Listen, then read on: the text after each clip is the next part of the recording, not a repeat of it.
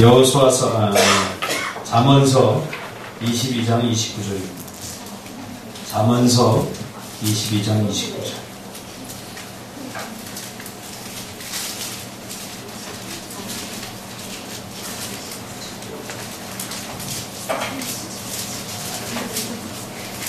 잠언서 22장 29절.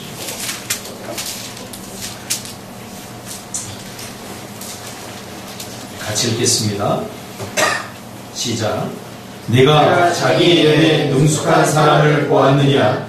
이러한 사람은 왕 앞에 설 것이요 천한 자 앞에 서지 아니하리라. 다시 한번 읽을까요? 시작. 네가 자기의 일에 능숙한 사람을 보았느냐? 이러한 사람은 왕 앞에 설 것이요 천한 자 앞에 서지 아니하리라. Be skillful, be skillful, 능숙해져라 라는 제목으로 하나님 말씀 전하겠습니다. 성경은 하나님이 쓰시는 사람들, 또 하나님의 은혜를 경험한 사람들이 삶 속에서 어떤 모습을 가지고 살아가는지를 우리에게 아주 은밀하게 보여주고 있습니다. 어떻게 살아가느냐? 바로 능숙하게 살아간다 라고 성경은 우리에게 말해주고 있는 것입니다. 하나님의 은혜를 경험하거나 하나님이 쓰시는 사람들은 한결같이 아마추어틱하지 않다는 것, 어설프지 않다는 것, 그가 인생을 살아가는 데 있어서 또 어떤 일을 감당하는 데 있어서 굉장히 프로페셔널하다는 것을 우리가 보게 됩니다. 그러므로 하나님의 은혜는 우리의 삶 속에서 능숙함으로 나타납니다. 어떤 한 사람이 은혜를 받았다. 그 사람의 삶을 가만히 조명해 보면 그 사람이 굉장히 능숙하게 살아가는 것을 보게 됩니다. 당황하거나 또 어설프거나 또 아마추어틱하게 그렇게 살아가지 않는다는 거죠. 하나님의 은혜가 충만한 사람은 능숙해집니다. 얼마 전에 강원도에 갈 기회가 있어서 강원도에 가서 한 음식점에서 음식을 먹었습니다. 맛집을 검색해 보니까 나오기도 하고 또 20년이 지난 그런 오래된 음식점입니다. 근데 그 음식점에 들어가는데 뭔가 어설프고 초보티가 납니다. 서빙을 하는 데서부터 시작해서 뭐 이거 손님이라고 하는 대접받는 느낌이 별로 들지 않아요. 물도 내가 갖다 떠먹어야 되고 숟가락도 내가 놔야 되고 모든 것이 전부 다 아마추어틱합니다. 어떻게 이런 집이 맛집으로 선정됐을까? 어떻게 이런 집이 20년이나 이곳에서 버티고 있었을까? 이해가 안 갔습니다. 20년 동안 장사를 했는데 도대체 프로페셔널한 능숙한 것이 하나도 없었습니다. 반면에 다른 음식점에 갔더니 아주 능숙해 보였습니다. 들어가는 입구부터 활력이 넘치고 그리고 종업원도 없이 이 사람 혼자 모든 일을 다 하는데 아주 능숙해 보였습니다. 음식은 먹어보나 마나합니다. 무엇을 해야 될지 어떻게 해야 될지 이 사람은 이미 머리에 다 계산하고 있었고 몇 명이 오는지 5명이 오면 5명에 맞게 서빙을 하고 10명이 오면 10명에 맞게 머리에 다 그리고 있는 듯 했습니다. 아주 혼자 했지만 일사불란하게 능숙하게 모든 일이 진행되는 걸 보면서 기분도 좋았고 음식 맛도 아주 좋았습니다. 하나님의 은혜를 잘못 이해하는 사람들은 대충대충 해도 된다고 생각합니다. 어설프게 해도 하나님이 알아서 다 해주시겠지 이렇게 생각합니다. 그러다 보니까 하나님이 나에게 기회를 주시고 하나님이 나에게 일을 맡겼는데 그 일들을 대충대충 하는 걸 보게 됩니다. 여러분, 대충해서 능숙함이 쌓이지 않습니다. 막연하게 해서 능숙함이 쌓이지 않습니다. 근데 성경을 보니까 하나님의 은혜를 받은 사람들은 모두 능숙했습니다. 다윗이 물맷돌을 던지는데 능숙했습니다. 얼마나 능숙했느냐? 그가 고백하고 있지 않습니까? 자기가 양을 지키는데 사나운 짐승들이 맹수들이 나타날 때 그 물맷돌로 맹수들을 쫓았다. 무슨 말이에요? 물맷돌 던지는데 아주 능숙했다는 거예요. 그렇죠? 그냥 맹수들을 쪽비에서 돌로 이렇게 허하고 던졌던 게 아니라는 거예요. 정확히 급소를 알고 찔렀다는 거예요. 그래서 맹수들이 그걸 보고 도망쳤다는 거죠. 다윗은 물맷돌 던지는데 능숙했을 뿐만 아니라 물맷돌 하나만 잘 던졌습니까? 왜 물맷돌을 잘 던지게 됐습니까? 양을 지키기 위해서. 하나를 보면 그 사람이 하는 하나의 일을 보면 10가지를 우리가 가늠할 수 있습니다. 그러니까 그가 얼마나 철저한 책임감을 가지고 있었고 양들을 잘 돌보 왔는가. 여러분 양 돌보는데 무슨 물맷돌 던지는 게 필요합니까? 이렇게 생각할 수 있어요. 신앙생활 하는데 뭐 책 읽는 게 뭐 중요합니까? 이렇게 생각할 수 있어요. 그러나 다윗은 무슨 일을 맡기든지 어떤 일을 하든지 능숙하게 해낼 수 있었다는 거죠. 그런가 하면 요셉은 포기하지 않는데 능숙했습니다. 꿈을 이루는데 가장 중요한 게 뭔지 아십니까? 포기하지 않는 겁니다. 얼마나 많은 사람들이 꿈을 꾸고 꿈을 이야기하는데 그 꿈을 이루지 못합니까? 포기하기 때문에. 환경에 무너지기 때문에. 문제에 무너지기 때문에. 요셉은 포기하지 않는데 능숙했습니다. 생각해 보세요. 하나님이 그에게 꿈을 주고 그 꿈 때문에 얼마나 많은 시련을 겪었습니까? 꿈과는 정반대로 이루어지는 그러한 삶을 보면서 포기하지 않을 수 없는 상황에 직면할 때마다 그는 포기하지 않았습니다. 그런가 하면 느헤미야는 성벽 재건하는 일에 아주 능숙했습니다. 느헤미야는 건축가가 아닙니다.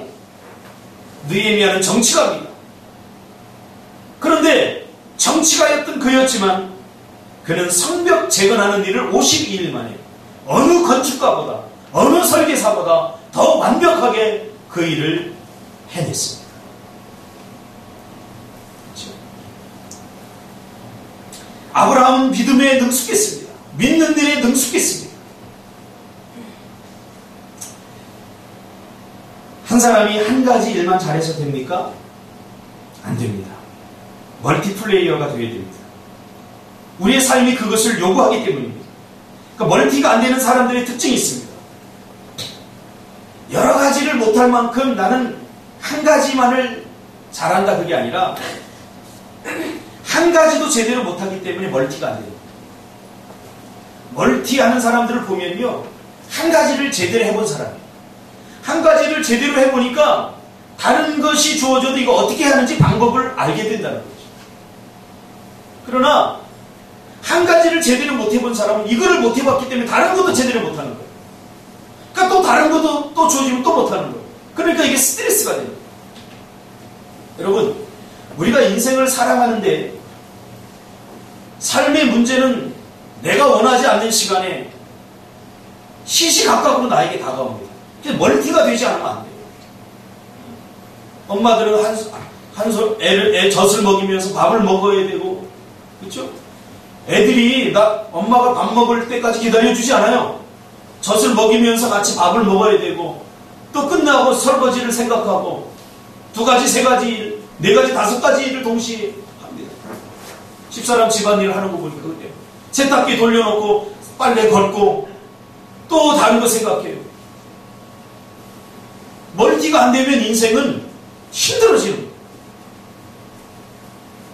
그런데 한 가지를 제대로 해본 사람은 이 멀티가 돼요.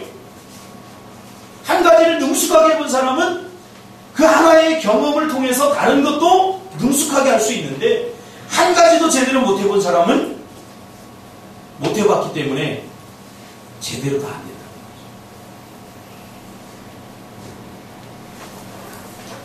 미숙한 사람은 한 가지도 제대로 못합니다. 그러나 능숙한 사람은 뭐를 해도 잘합니다. 그러므로 내가 무엇인가 능숙하게 할 수 있다라고 하는 것은 하나님이 나에게 주신 큰 축복입니다. 그렇게 말하는 사람들이 있어요. 한 가지라도 제대로 잘해야지. 이거는 회피성 발언입니다. 한 가지를 제대로 잘하면 2가지, 3가지, 4가지도 잘할 수 있어요. 이건 제가 20년 동안 사람을 키우는 일을 하면서 제가 실제적으로 경험한 바에 의하면 그렇습니다. 한 가지라도 제대로 잘해야 되겠다. 그리고 한 가지에 매몰되어 있는 사람은 다른 것도 못해요. 그러나 한 가지를 제대로 해본 사람은 다른 것도 잘하더라. 이게 결론이에요. 미숙함이죠. 미숙함. 다른 것을 하지 않기 위해서 한 가지라도 제대로 잘해야 되겠다. 이렇게 핑계대는 거죠. 성경은 미숙함에 대해서 아주 신랄하게 비판합니다. 성경을 조금 더 제가 연구를 해보면 미숙함은 죄다. 이렇게 말할 수 있어요. 미숙함은 죄다. 고린도전서 13장 11절에 보니까 어린아이의 일을 버리라. 미숙함을 버리라. 능숙함의 반대가 미숙함이잖아요. 그리고 그것을 버려야 된다고 말합니다. 고린도전서 13장 11절을 제가 읽어드릴게요. 내가 어렸을 때는 말하는 것이 어린아이와 같고 깨닫는 것이 어린아이와 같고 생각하는 것이 어린아이와 같다가 장성한 사람이 되어서는 어린아이의 일을 버렸노라. 능숙함과 미숙함의 차이를 고린도전서는 세 가지로 말해주고 있습니다. 말. 그 사람이 말하는 것을 보면 이 사람이 능숙한 사람인지 미숙한 사람인지 발견하게 되는 거죠. 우리 예원이가 요새 애기 말을 해요. 애기. 암냥냥 암냥냥 이래요. 7살인데 암냥냥냥냥냥냥 우리 집사람이 혼내요. 너 지금 애기도 아닌데 왜 응앵앵 왜 징징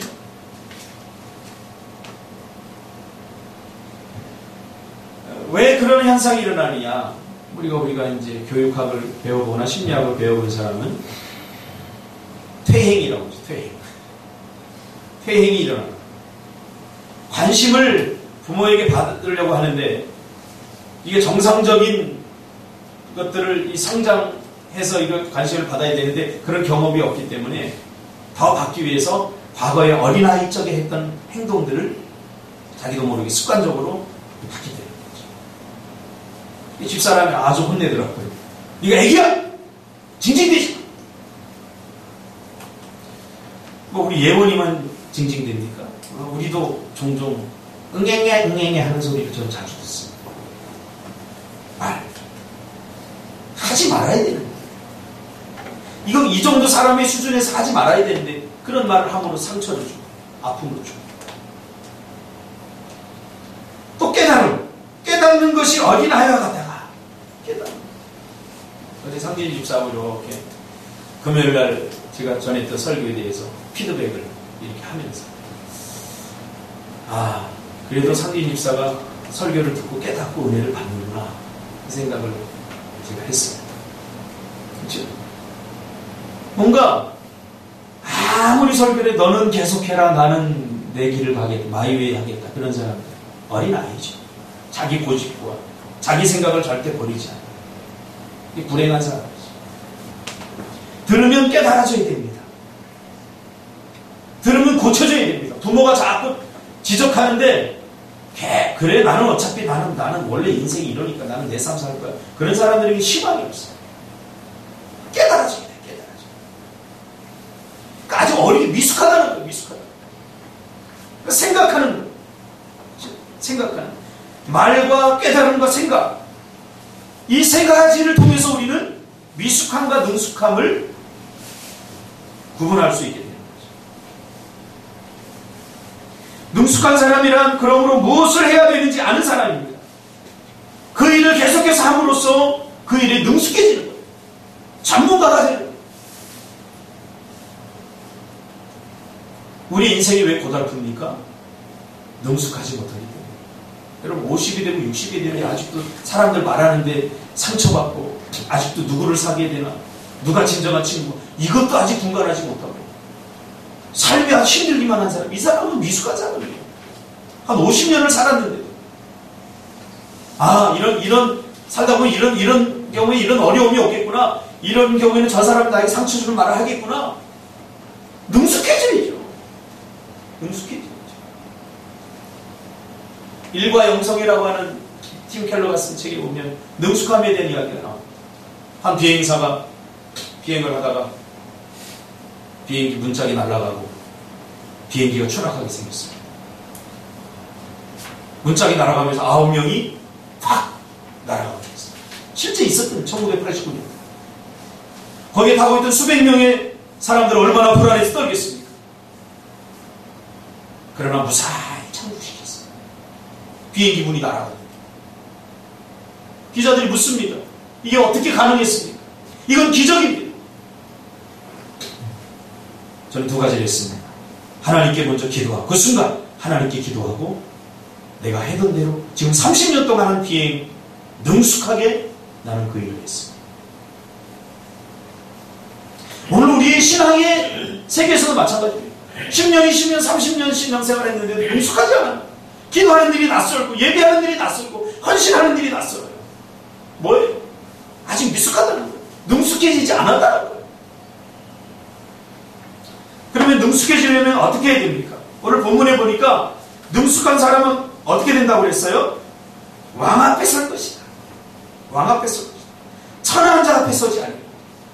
다른 말로 하면 미숙한 사람들은 천한 사람들과 함께 살아갈 수밖에 없어요. 그러나 능숙한 사람은 왕 앞에 설 것이다. 이 말을 쉽게 풀이하면 능숙한 사람은 하나님 앞에 설 것이다. 여기 왕은 하나님을 말합니다. 하나님께 쓰임받게 될 것이다. 하나님이 주시는 은혜를 받아 누릴 것이다. 그런 의미가 담겨져 있어요. 누가?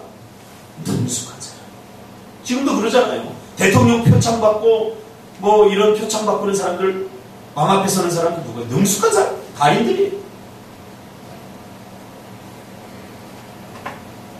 그러면 능숙해지려면 어떻게 해야 됩니까? 첫째로 반복해서 익혀야 돼요. 여러분 반복이 능력입니다. 한결같이 미숙한 사람들은 반복을 잘 못합니다. 반복돼야 됩니다. 학교에서 우리 예린이 보니까 선생님이 숙제를 해주는 깜지 쓰기를 해요. 깜지 쓰기. 선생님도 다 알 겁니다. 깜지 쓰라고 그러면 아무 생각 없이 막 극적이잖아요. 까맣게 생기잖아요. 근데 깜지를 쓰라고 하는 이유가 있어요. 반복해서 자꾸 시연하고 재현하는 거예요. 학습에서 가장 중요한 게 뭔지 아십니까? 학습에서 가장 중요한 것은 장기 기억입니다. 기억 속에 오래 남아야 남게 하기 위해서 학습을 하는 거예요. 그러니까 머리 좋다고 하는 사람들, 시험 기간 딱 돼서 공부하는 사람들은 학자라든가 나중에 이 학습의 능력이 떨어집니다. 대학교 가면 나타나요. 그러나 장기 기억, 반복해서 계속 한 사람들이 장기 기억이 남아요. 그래서 그것을 다시 공부할 필요가 없어요. 왜? 기억 속에 남아있기 때문에. 그러니까 공부가 쉬워져요. 갈수록 공부가 쉬워져요. 그런데 당일치기 한 사람들은요, 단기 기억, 금방 잊어버리기 때문에 대학생이 되면 또 다시 해야 돼요. 이거 있었나? 그렇기 때문에 힘듭니다. 우리의 삶에도 마찬가지예요. 기억에 오래 남게 하기 위해서 가장 중요한 게 뭐냐면 시연이에요. 시연. 계속해서 반복하는 거예요. 언제까지? 기억될 때까지. 전화번호가 7자리인 이유가 있잖아요. 우리 인간은 7자리, 숫자 7자리를까지 기억할 수 있어요. 8자리 넘어가면 이제 이게 시연이 돼요. 계속해서. 이런 반복의 능력입니다. 반복을 잘 못하는 사람들은 절대로 프로페셔널해질 수가 없어요. 프로가 될 수 없어요. 능숙한 장인이 될 수 없어요. 다윗은 물맷돌을 잘 던지게 되는데 어떻게? 처음부터 딱 던지니까 탁탁 꽂혔나요? 아니에요. 수많은 시연을 했습니다. 돌 던지기 연습을 했습니다. 이런 반복이 지루하지 않아요. 그래서 반복이 지루하지 않으려면 목표가 분명해야죠. 다윗은 목표가 분명했죠. 내가 이 물맷돌을 가지고 양을 지켜야 돼. 양을 지켜야 돼. 라고 하는 목적이 분명했어요. 그렇기 때문에 목적이 분명한 사람은 지루함을 견뎌낼 수 있어요. 어려움을 견뎌낼 수 있어요. 그럼 목적이 분명하지 않으면 하기 싫으면 안 하게 됩니다. 다윗은 수많은 돌 던지기를 통해서 익숙해졌어요. 능숙해졌어요. 여러분, 아브라함의 믿음도 하루아침에 생긴 겁니까? 아닙니다. 아브라함의 믿음을 저는 갈고 닦아서 생긴 믿음이라고 저는 생각합니다. 갈고 닦은 거예요. 아브라함 뭐 처음부터 순종했나요? 아니에요. 웃었어요. 야, 네가 아들을 낳을 거야. 그러니까 여러분 생각해 보세요. 아내는 경수가 다 끊어지고 아내만 웃었다고 생각합니까? 거기는 성경에는 아내 사라가 웃었다라고 생각했지만 같이 웃은 겁니다. 믿어지지 않아요. 이 믿음이 하루아침에 생긴 게 아니에요. 그러나 중요한 거 있어요. 아브라함에게 우리 배울 게 있어요. 믿으려고 했다는 거예요. 하나님의 말씀이면 어떻게든지 순종하고 어떻게든지 믿으려고 했다는 거예요. 불신하고 포기하지 않았다. 그러니까 믿음을 방해하는 것이 있는데 뭐냐면요. 부정성입니다. 부정적인 사람은 절대로 믿음이 그 사람 없다고 생각합니다. 뼛속까지. 이 안에 아주 부정적인 사람. 그래서 이거 몰아내야 돼요. 부정적인 사람이 성공한 예가 없어요. 일반적인 역사 속에서도 부정적인 사람이 행복한 사람 없어요. 부정적인 사람이 성공한 사람 없어요. 여러분, 남자들이 부정적인 사람, 아무리 탁월하고 능력이 있다고 할지라도 그 사람 절대 결혼 안 합니다. 불행해집니다.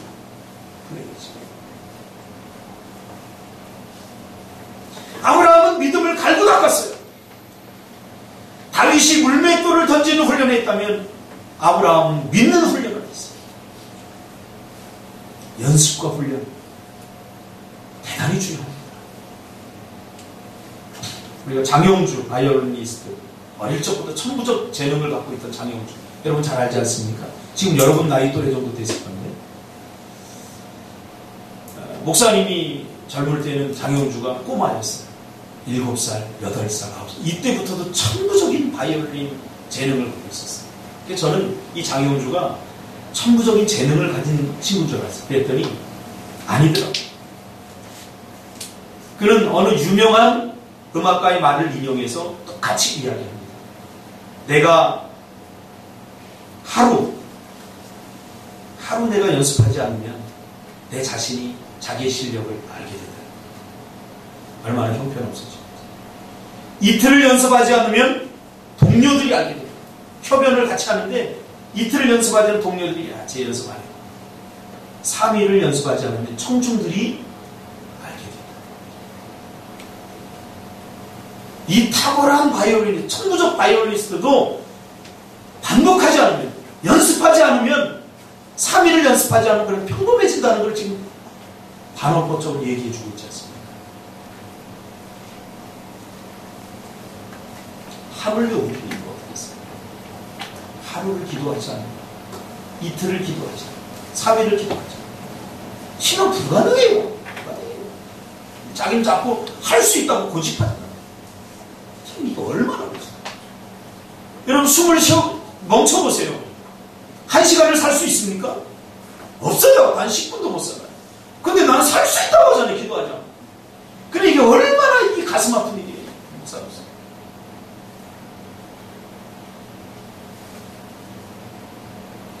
칼은 간다고 바로 날카로워지는 지는 게 아닙니다. 칼은 계속해서 갈아야 됩니다. 날카로워질 때까지 갈아야 됩니다. 칼을 만드는 걸 보니까 칼 모양을 만들고 갑니다. 장이. 지금은 이제 기계로 갈지. 예전에 배장금 같은 경우는 갑니다. 수도.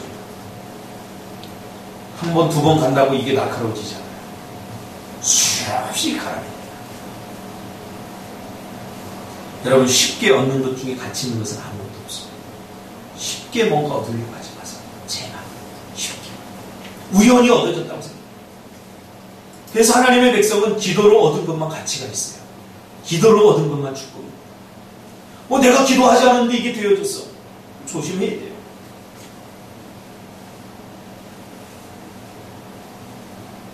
아주 작은 이 녹수물이 바위를 뚫습니다.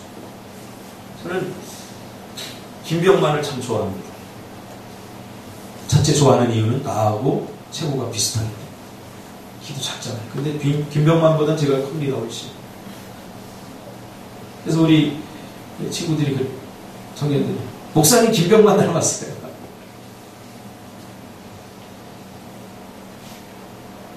그 달인 코너 할 때 참 감동적이지 않습니까? 우리는 그냥 이렇게 참 즐기지만 그 하나 전혀 하지 못했던 일들 관심을 갖고 그거를 해내기 위해서 노력하는 모습을 보면 참 대단하다. 하나를 보면 열을 알 수 있지 않습니까? 그가 얼마나 살벌한 연예계에서 연예인들이 가장 존경하는 연예인 1위가 김병만 아닙니까? 그렇죠? 여러분, 반복하면 쉬워집니다. 반복하면 빨라집니다. 그냥 생각 없이, 여기다가 생각 없이 반복하면 기계적 반복이 되는 거예요. 그게 능숙해지지 않아요. 여러분, 기계가 능숙해집니까? 기계는 10년이 가도 고속도밖에 안 나요. 발전이 없어요, 기계. 그렇게 프로그램화 되었기 때문에. 왜? 기계는 생각이 없기 때문에. 그러나 사람이 반복하는데 생각을 가지고 반복하면 이게 능숙해지는 거예요. 능숙해지죠. 한 집사가 떡볶이집을 오픈하고 처음에 제가 이렇게 하고 이렇게 해라 그랬더니 이게 잘 안 들어오는 거예요. 그러나 해보니까 떡볶이집의 최고는 뭐냐? 동선이다. 이게 아니라 동선. 화려함이 아니야, 화려함이. 얼마나 거기서 일하는 사람들이 능수능란하게 잘 움직이고 이렇게 하느냐. 이 동선이라는 걸 비로소 깨닫게. 다음에 낼 때 나와 그 동선을 최고로 고려하겠죠. 그렇죠? 능숙해지는 거죠. 생각을 하고. 그 아무 생각 없는 사람은요, 동선이 지금 막 가다 부딪히는데도 계속 그려나가다 그림 하는 거예요. 생각을 하는 거죠. 생각. 그러니까 기계적 반복이 아니라 창조적 반복을 자꾸 해요. 반복을 하는데 깜지를 쓰는데 그냥 쓴다고 되는 게 아니에요. 이거 왜 쓰지? 왜 쓰지? 생각을 집어넣어야 되는 거예요. 창조적 반복을 하는 거예요. 창조적 반복. 두 번째로 배워야 돼요. 교만을 저는 다른 말로 하면 배우지 않는 사람이다. 이렇게 규정을 합니다. 제가 만나본 많은 사람들 중에 교만한 사람들은 절대로 배우려고 하지 않습니다. 다른 사람들의 말에 귀도 기울이지 않습니다. 배움의 첫 번째가 뭔지 아세요? 다른 사람의 말에 귀를 기울입니다. 교만한 사람들은 절대 다른 사람들의 말에 기울이지 않아요. 왜? 내가 할 수 있고 내 말이 맞고 내가 하는 것이 맞다고 생각합니다. 생각해 보세요. 다 맞습니까? 저는 제가 목회를 하지만 이 목회가 내가 하는 이 목회가 맞다고 생각하지 않아요. 그래서 선배님들의 말을 듣고 동료들의 이야기를 항상 들어요. 좋은 곳이 있다고 그러면 저는 해요. 근데 목회를 못하는 사람들의 특징이 있어요. 고집스러워. 절대 다른 사람들의 말을 안 들어요. 자기가 배운 거 그게 맞다고 생각해요. 우리 인생도 마찬가지고 신앙생활도 마찬가지죠. 배워야 돼요. 제가 영어를 요새 배우면서 깨달은 것이 하나 있는데 영어에도 임계치가 있다. 임계치. 이거 물리학이나 뭐 이런 데서 쓰는 용어인데 임계치. 이게 뭐냐면 내가 그동안 영어를 능숙하게 하지 못한 이유는 임계치 때문에. 영어는 계속해서 배워도 잘 실력이 늘지 않아요. 계속해서. 그러니까 실력이 늘지 않으니까 투자한 것에 비해서 어떤 결과가 나오지 않으니까 사람들이 포기한다. 영어에는 임계치가 있어서 계속해야 돼요. 그래도 계속해야 돼요. 그래도. 늘지 않아. 어떤 성과가 보이지 않아도 계속해야 돼요. 그러다가 어느 순간에 이 임계치에 다르면 그때 실력이 갑자기 좋아지는 거예요. 근데 절대 갑자기 좋아진 게 아니에요. 그동안 쌓아온, 그동안 훈련한, 그동안 했던 모든 것들이 빛을 발하는 그 시점이 있어요. 여기 임계치. 근데 나는 이 임계치에 도달한 적이 한 번도 없어요. 영어를 통해서. 보통 뭐예요? 머리가 나빠서. 내가 노력하지 않아서. 자꾸 핑계를 댄 거예요. 그래 임계치에 도달하지 않은 거예요. 근데요. 영어 하는 사람들 보니까요. 전 마이크를 보면서 깜짝 놀랐어요. 영어 잘해요. 영어권에서 영어로 공부해서 학위도 딴 사람이에요. 로스쿨도 다녔고 국제 변호사도 딴 사람이에요. 근데요. 그렇게 영어 잘하는 사람이 지금도 영어 공부해요. 나보다 더 많이 해요. 애곡하게 유럽 사람들이 굉장히 실용적이에요. 저만 수첩을 가지고 있는 줄 알았더니 요만한 단어장과 수첩을 가지고 있어서 계속 적어요. 와, 놀랐어요. 거기에 나한테 질문했을 때 내가 몇 번을 답했는가까지 정자를 통해서 다 표시해놨어요. 굉장히 세요. 무슨 질문했는가까지 이번 주에 하고 다음 주에 무슨 질문했는가까지 다 기억하고 있어요. 그러니 내가 얼마나 교만한 사람이에요. 하루에 30분도 영어 공부 안 하고 영어 잘하려고 내가 했기 때문에 얼마나. 보통 임기치에 돌아오면 사람들이 나 영어 이제 하니까 하고 포기한다는 거야, 한국 사람들. 그렇지 않다는 거예요. 여기 오면은 새로운 단어들이 나오고 새로운 어법들이 나오고 그렇기 때문에 더 열심히 공부해야 됩니다. 그래야 그것을 유지할 수 있게 됩니다. 배워야 돼요. 목사도 마찬가지예요. 저도 이제 신대원을 졸업한 지 거의 10년이 돼가는데 내가 거기서 뭘 배웠지? 재교육을 했지. 얼마 전에 보니까 송신대 신대원에서 쪽지가 하나 왔는데 메일이 하나 왔는데 재교육반이 있습니다. 들어와서 공부하세요. 난 필요 없다고 생각했어. 배워야 돼.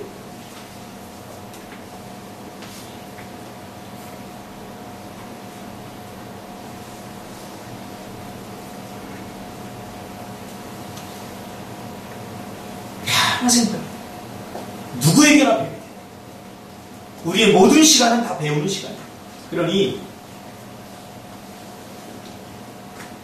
배워야 능숙해져. 배우지 않으면 안 돼.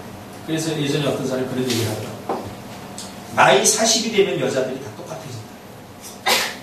서울대 나온 여자나 이화여대 나온 여자나 초등학교도 못 나온 여자나 다 똑같아진다. 왜 그러냐? 그런 얘기 들으면 좀 솔깃해요. 왜 그렇지? 실제적으로 그런 게 느껴져요. 좋은 대학 나온 여자는 40 정도 되면 내가 좋은 대학 많이 배웠기 때문에 더 이상 잘 배우지 않는다는 거예요. 자기 개발을 안 한다는 거예요. 그러다 보니까 무디어져서 40대면 어느 선에 딱 하고. 못 배운 사람들은 자기가 배우지 못했기 때문에 이게 한이 돼서 뭐 시간만 있다고 배운다는 거예요. 그러다 보니까 실력이 탁월해져가지고 어느 순간에 같아진다는 거예요. 나이 40이 되면 배운 여자나 못 배운 여자랑 똑같아진다. 누구한테 하는 말인지 알겠죠? 여자만 그런가요? 남자도 똑같아요. 계속해서 배우고 자기 개발을 하지 않는 사람은 어느 선에 가보면 대화가 잘 안 보여요. 대화가 잘 안 보여요. 계속 배우십시오. 그리고 바꾸고 고치고 개선하십시오. 여러분 인생의 베스트는 아직 오지 않았습니다. 여러분 인생이 좋습니까? 이 정도도 괜찮습니까? 구실 수 있어요. 다른 사람들과 비교해서 조금 더 괜찮습니까? 빼려야 돼요. 아직 베스트는 아니지 않습니까? 하나님이 주신 인생을 만족해야 됩니다. 그러나 그 만족이라는 말 안에는 아무것도 하지 말아라가 아니에요. 끊임없이 개선하고 바꾸고 고쳐야 돼요. 내 성격은 원래 이러니까 이렇게 살아가 아니에요. 훨씬 멋져요. 제가 배세왕님께서 처음 만날 때는 완전히 개였는데 지금은 조금 괜찮은 괴가 됐어요. 네. 고치고 바꾸고 개선하는. 자꾸 바꾸고 배워요. 마지막 세 번째로 능숙해지기 위해서는 열심히 해야 돼요. 게으른 사람은 절대 능숙해질 수 없습니다. 게으른 사람은 하나님도 어떻게 할 수 없습니다. 게으름은 죄입니다. 분명한 목적을 가지고 부지런하고 열심히 시도하는 것. 이게 중요합니다. 하는 일이 너무 많아서 힘들어서 못하겠다는 사람이 있어요. 그런 사람에게 저는 이렇게 묻고 싶어요. 하나라도 제대로 해본 경험이 있는 하나라도 제대로 해본 경험이 있는 사람은 여러 가지 일하는 걸 굉장히 즐겁게 합니다. 오늘도 보니까 우리 보람이가 피아노를 치대요. 참 얼마나 다부진지 몰라요, 저 친구. 전 제일 기대가 됩니다. 예전에는 뭘 하나 시키면요, 겁부터 냈어. 목사님이라고. 막 신경 쓰고 못했어. 그런데 제가 그때 되게 혼냈어요. 그게 보람이하고 제가 한동안 사이가 안 좋았어요. 근데 저는 그걸 바꾸게 하고 싶었어요. 저 친구가 가지고 있는 무한 능력을 일부에만 쓰는 것이 아까웠어요. 그래서 보람아, 뭐든지 해라. 하다가 그만두면 그만큼 배운 것도 네 거다. 그렇잖아요. 1년 작정하고 6개월밖에 못하면 6개월 배운 게 어디예요? 그렇게 해라 했어. 했더니 요즘은 해요. 김밥도 말아서 하더니 김밥도 잘 나가. 열심히 하는 게 중요합니다. 정말 여러분 생각해보면 열심히 해본 적이 있나요? 무슨 일이라도 한번 열심히 해본 적이 있나요? 저는 해봤어요. 저 축구를 어릴 적에 정말 아침에 눈 뜨자마자 엄마 새벽 기도 갈 때 공 갖고 와가지고 저녁 9시 오늘 같은 석가탄신일 뭐 이런 날, 아니 석탄일을 왜 놀러 간다고 여기 나오려고 그러네. 예배를 안 나오지. 공 갖고 와서 아침 가서 축구하고. 그러면 그때도 미친 놈들이 있어요. 그 새벽에도 나와서 축구하는 놈들이 있어요. 같이 막 축구하고. 아침밥 빨리 먹고 와서 올라와서 또 축구하고. 전 축구에 미쳐본 적이 있어요. 잘하지는 못해요, 제가. 잘하지는 못해요. 그러나 축구를 너무너무 좋아해요. 그러니까 20대까지만 해도 누가 축구하면 가슴이 막 뛰었어요. 막 빨리 가고 싶어. 그러니까 제가 군대 갈 때 목사님이 저한테 충고를 하는데 무슨 충고를 하냐면 열심히 해라 이런 얘기 안 하고 나보고 축구 조심해라. 무슨 말인지 몰랐어요. 군대 갔더니 제가 주의를 한번 빠졌는데 체육대회 때 우리 중대가 결승에 올라갔는데 내가 안 갈 수 없잖아. 주의를 범했어요. 아니, 주의를 한 번 범하니까 한 번 범하는 건 쉬워요. 한 번 범하면 두 번, 세 번 범하는 건 쉬워지더라고요. 그때부터는 축구하기 위해서 교회 종종 안 나왔어요. 축구를 한번 해봤기 때문에 다른 것도 난 뭘 하면 이렇게 하면 되겠구나. 그런 것들이 주어져요. 하는 것이 너무 많아서 힘든 것이 아니라 한 번도 제대로 하나라도 해본 적이 없기 때문에 힘든 거예요. 그러니까 무슨 일이 오면 다 두려워지는 거예요. 능숙함은 하나라도 제대로 하는 데 시작됩니다. 우리나라의 언어를 12개국어를 하는 친구가 있어요. 이번에 인도에 갔더니 6살짜리 꼬마가 7개국어 하더라고요. 선교사님이 다니는 교회에 아는 사람이 꼬마가 7개국어를 하는 친구예요. 저는 깜짝 놀랐어요. 근데 보통이래요. 선교사님도 그런 얘기를 해요. 목사님, 우리나라 말 외에, 우리나라 말을 그냥 배우는 거예요. 그냥 본능적으로 배우는 거지만 우리나라 말 외에 다른 거에 하나에 미쳐서 배워보십시오. 그거 배우면 언어, 외국어 두세 가지 하는 것은 그 다음부터 쉬워집니다. 왜? 하나를 하고 나면 이게 능숙해지면 다음 것도 쉬워진다. 그리고 배우는 기간도 훨씬 짧아진다. 그러니까 12개국 하는 사람이 그런 얘기를 합니다. 사람들이 나를 보고 12개국 한다고 놀라는데 절대로 이게 어려운 일도 아니고 놀라운 일도 아니다.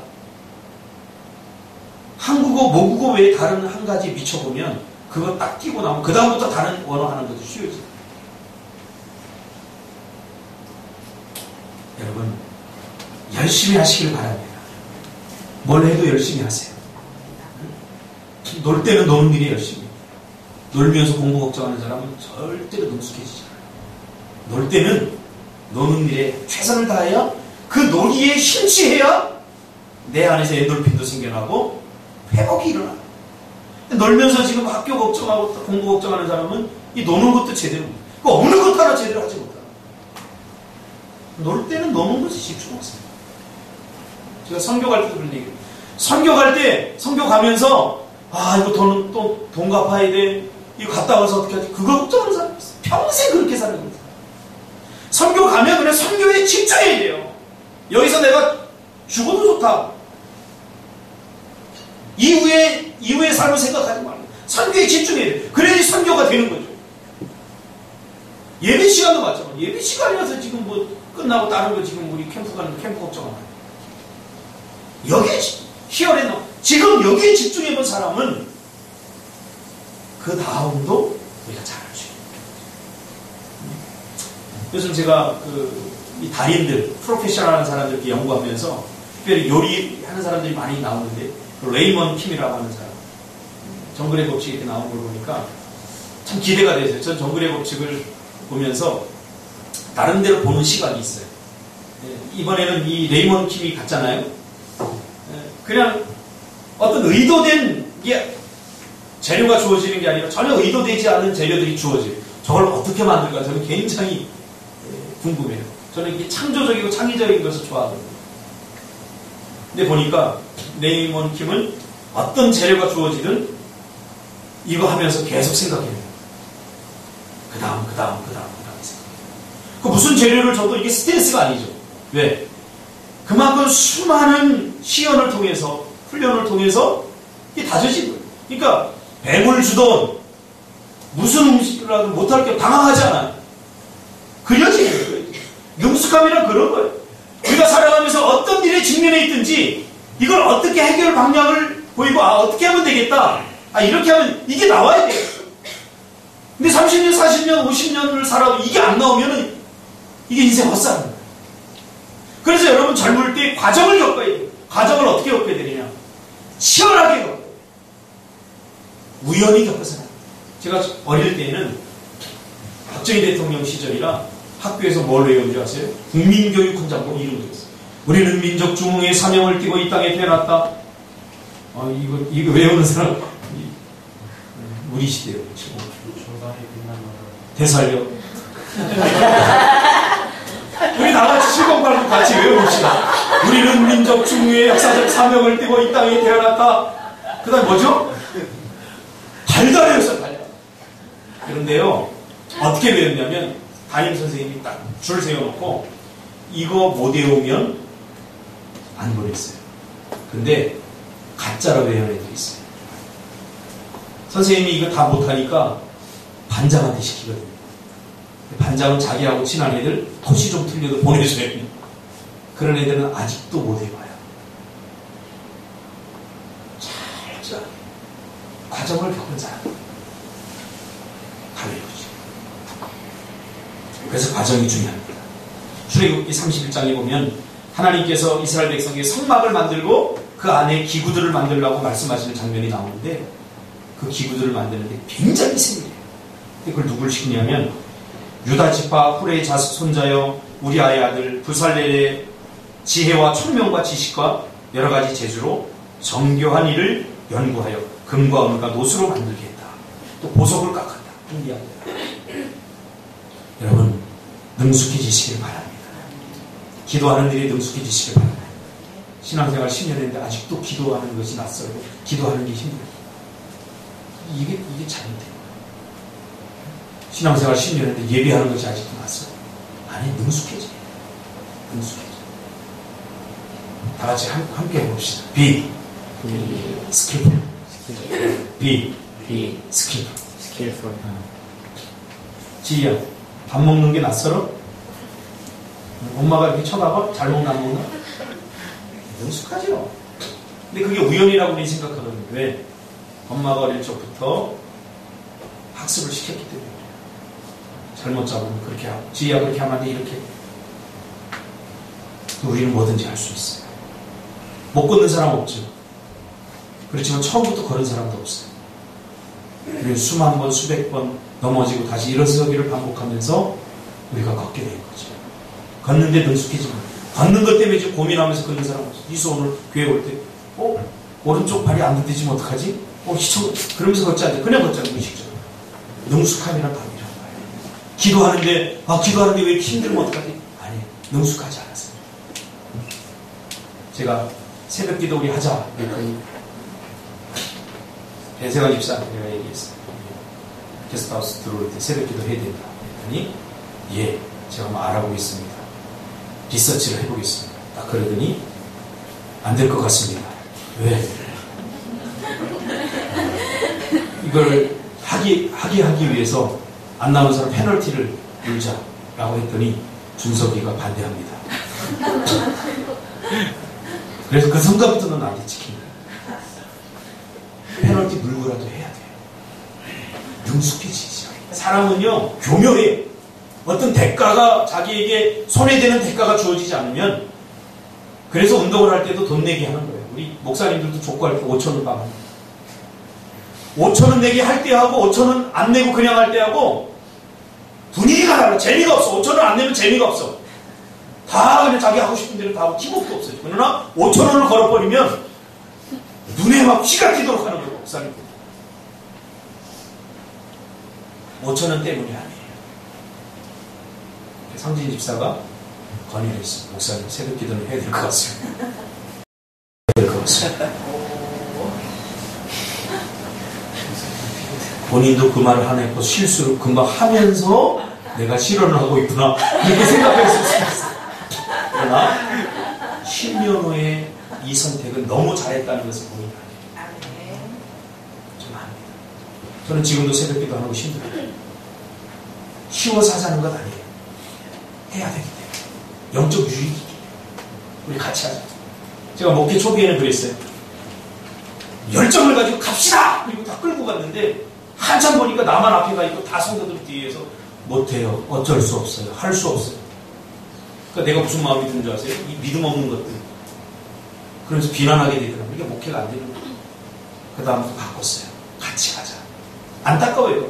해야 되는 건 하지 않는 걸 보면서 안타까워요. 그래도 저는 해야 됩니다. 그래서 멀리 못 가요. 왜?